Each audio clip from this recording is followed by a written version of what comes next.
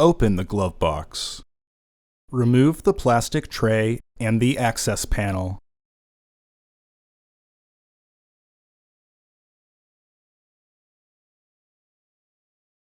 Pinch the tabs on the side of the housing and remove the housing door.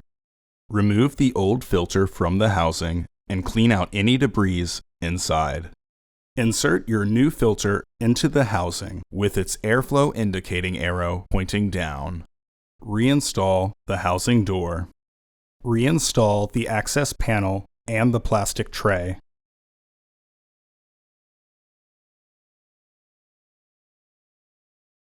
Close the glove box.